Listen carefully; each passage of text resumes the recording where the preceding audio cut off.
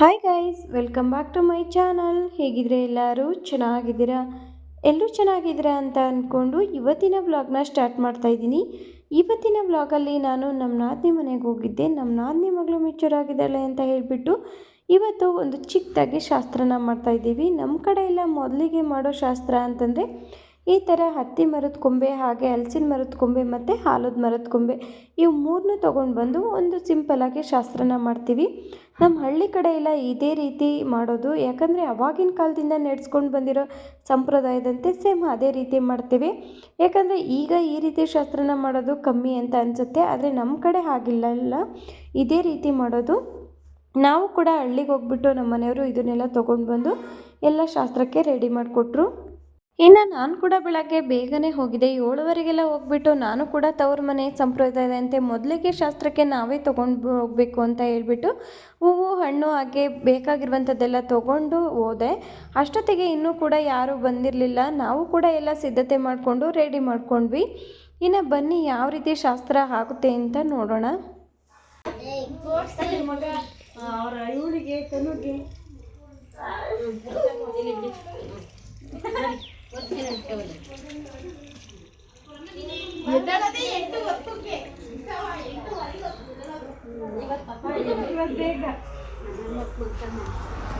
ಇನ್ನು ಎಲ್ಲರೂ ಬರೋ ಅಷ್ಟೊತ್ತಿಗೆ ನಮ್ಮನೆಯವ್ರು ಕೂಡ ಕೊಂಬೆನೆಲ್ಲ ತೊಗೊಂಡು ಬಂದು ನೀಟಾಗಿ ಆ ಬಾಗ್ಲ ಹತ್ರ ಇಟ್ಬಿಟ್ಟು ಎಲ್ಲ ರೆಡಿ ಮಾಡಿಕೊಟ್ರು. ಈಗ ಶಾಸ್ತ್ರಕ್ಕೆ ಅವರೇ ಗುಂಡಿನ ತೆಗಿಬೇಕು.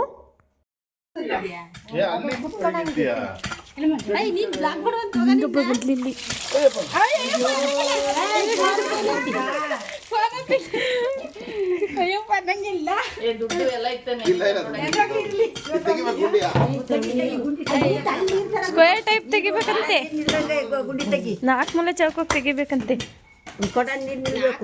ಚೌಕಿ ಬೇಡ, ಒಟ್ಟಸಿ ಒಂದು ಕೂದ ಮಣಿ ಹಾಕಿ ಕುತ್ಕಂಡು ಒಂದು ನೀರ್ಲಿಲ್ಲ ತರ್ತೀವಿ.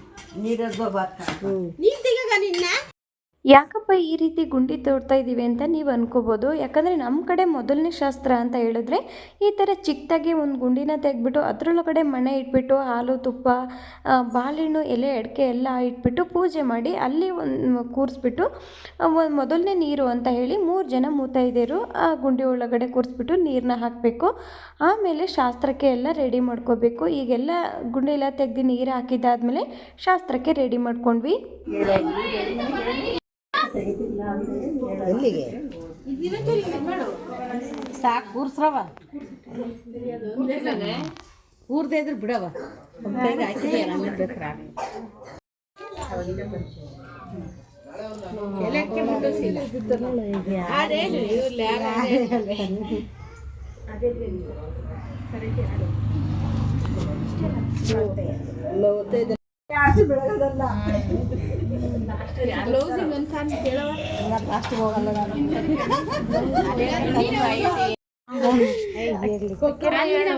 ಬೆಳಗದಲ್ಲ ಒಂದು ಹೇಳ್ತಾರೆ, ಇಲ್ಲಿ ಹೇಳ್ತಾರೆ.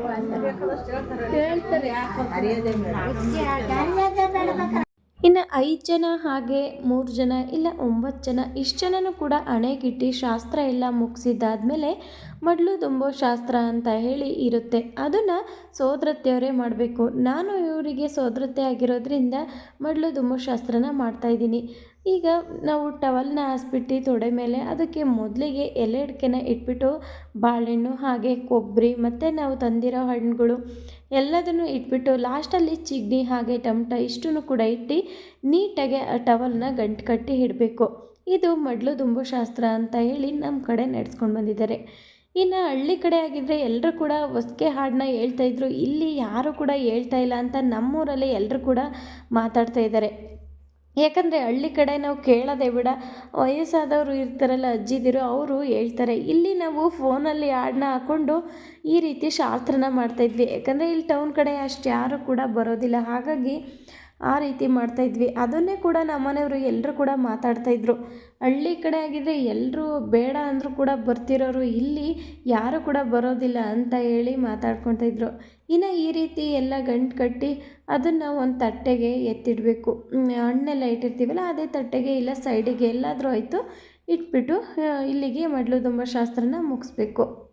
ಇನ್ನು ಮಡ್ಲು ತುಂಬೋ ಶಾಸ್ತ್ರ ಮುಗ್ದಿದ್ದಾದಮೇಲೆ ಲಾಸ್ಟಲ್ಲಿ 3 ಜನ ಆರತಿನ ಮಾಡಿಬಿಟ್ಟು ಆರತಿನ ಹೊರಗಡೆ ಚೆಲ್ಲಬೇಕು. ಏಕೆಂದರೆ ಅವಾಗೆಲ್ಲ ಆರತಿ ಮಾಡಬೇಕಾದ್ರೆ ಒಂದು ಹಾಡನ್ನ ಹೇಳ್ತಾಯಿದ್ರು.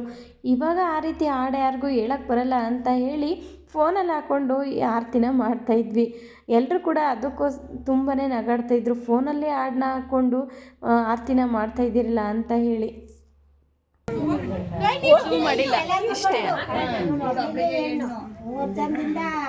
ಆರು ಮಕ್ಕಳಲ್ಲಿ ಒಬ್ಬಳು ಮಗಳು.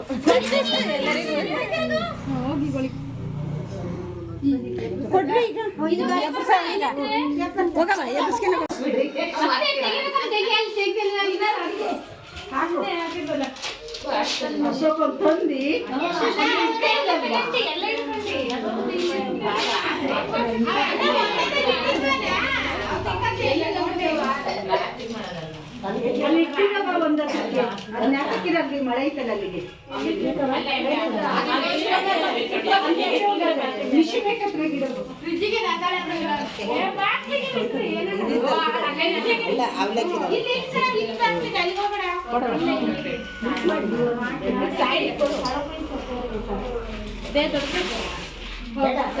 ಬೇಡ ಸ್ಮಾರ್ಟ್ ಮಾಡಿ ಕೊಡವ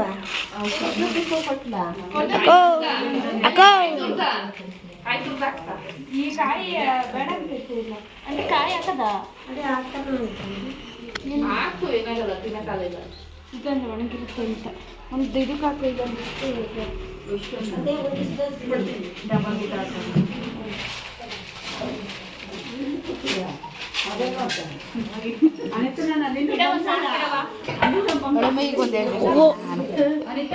ನಿಲ್ಲೇ ಇಲ್ಲ ಅದೇ ಇಟ್ಟಪ್ಪ.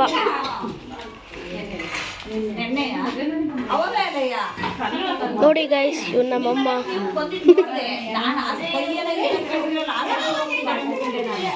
ಎಲ್ಲ ಅಡಿಕೆ ಕೊಡೆ ಕೊಡು.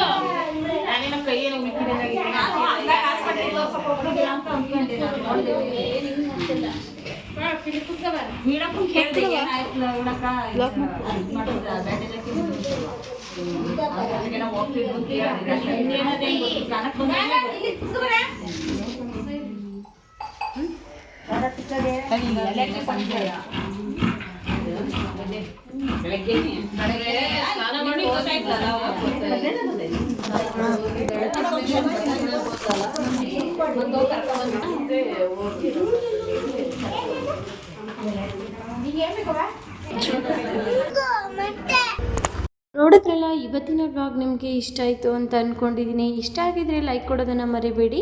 ಹಾಗೆ ಯಾರೆಲ್ಲ ನನ್ನ ಚಾನಲ್ಗೆ ಸಬ್ಸ್ಕ್ರೈಬ್ ಮಾಡ್ದಲೇ ನೋಡ್ತಾ ಇದ್ದೀರಾ, ಗೀತೆ ಕನ್ನಡ ವ್ಲಾಗ್ ಚಾನಲ್ಗೆ ಸಬ್ಸ್ಕ್ರೈಬ್ ಮಾಡಿಕೊಂಡು ಸಪೋರ್ಟ್ ಮಾಡಿ. ಹಾಗೆ ವಿಡಿಯೋನ ಫುಲ್ ಎಂಡ್ವರೆಗೂ ನೋಡಿ. ಇಷ್ಟ ಆದರೆ ಲೈಕ್ ಕೊಡೋದನ್ನು ಮರಿಬೇಡಿ. Thank you for watching.